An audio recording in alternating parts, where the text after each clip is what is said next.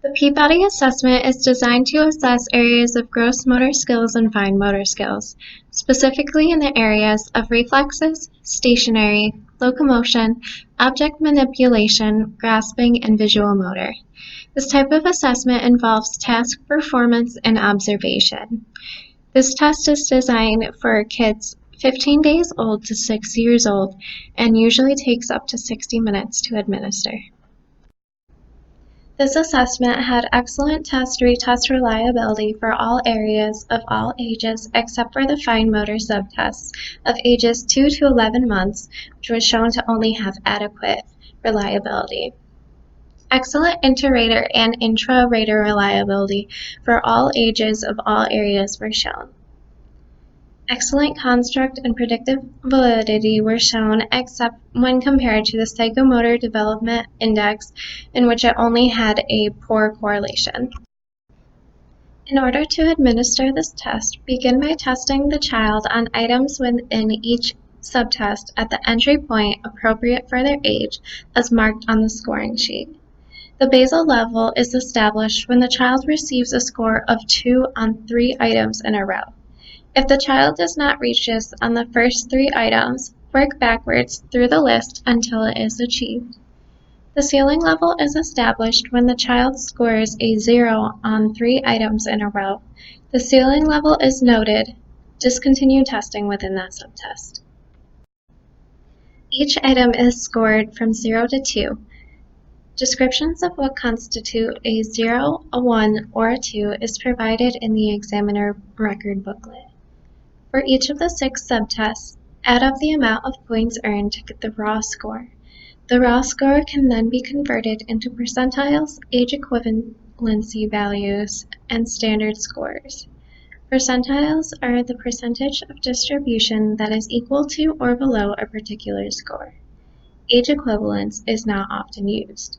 Standard scores convert subtest raw scores to the normal distribution values that allow for accurate comparison between different subtests. Overall composite quotient is derived by adding subtest standard scores together and then converting the sum to a quotient. Here is an example of the conversion sheet in one of the booklets. Here you can find how to convert a raw score into a percentile or standard score based on the child's age. This chart shows how to convert the percentile rank into the gross motor quotient, fine motor quotient, and total motor quotient. Here is the sheet we will be recording the different scores on.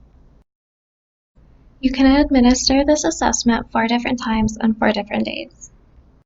This chart shows each item of each subtest that a child of a certain age should be able to complete. For the purpose of this video, I will be describing one item from each of the subtests, beginning with reflexes.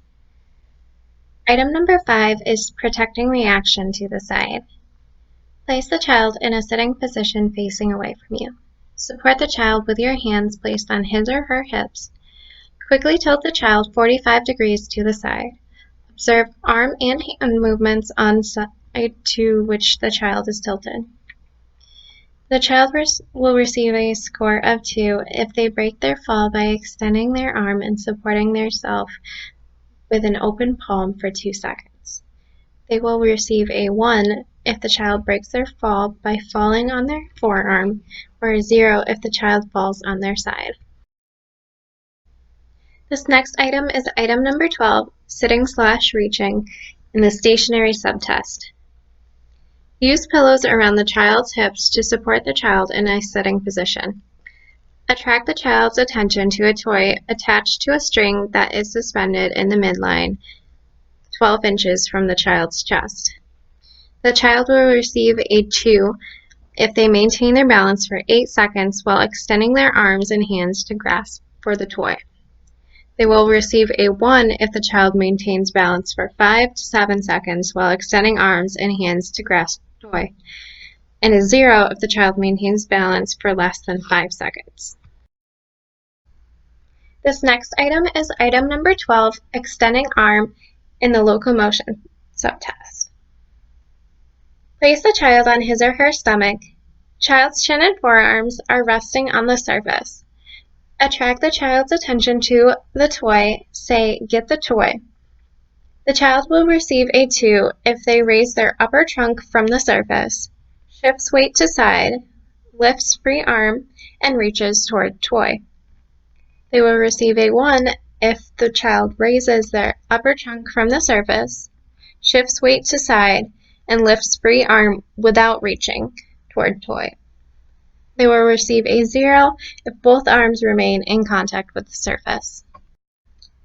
This next item is item 23, kicking ball, for the object manipulation subtest. Demonstrate kicking a ball from a stationary point so that it travels in the air for at least 12 feet. Place the ball 6 inches in front of the child's feet and say, "Kick the ball like I did." The child will receive a score of 2 if they kick the ball using opposing arm and leg movements and initiate kick by extending leg with a bent knee. The ball travels 12 feet in the air. They will receive a 1 if the child kicks the ball using opposing arm and leg movements and initiating kick by extending leg back with a bent knee. The ball travels 6 to 11 feet in the air.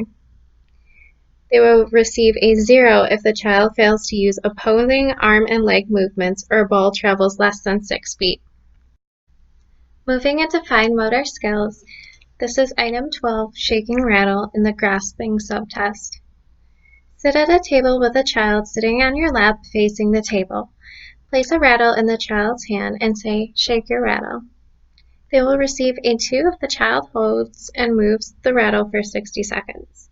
They will receive a 1 if the child moves rattle for 11 to 59 seconds, and a 0 if the child moves the rattle for 10 seconds or less. This next item is item number 9, extending arms, in the visual motor subtest. Place the child on his or her back, shake the rattle to gain the child's attention, and then hold the rattle 12 inches above the child's chest, just out of the child's reach, and say, "Get your rattle." They will receive a score of 2 if the child extends straight arms toward the rattle. They will receive a 1 if the child extends bent arms, 90-degree angle or less, towards rattle, or the child appears to react to the rattle and extends arms in any direction other than towards the rattle. They will receive a 0 if the child's arm remain in the same position or continue in the same activity. Potential biases.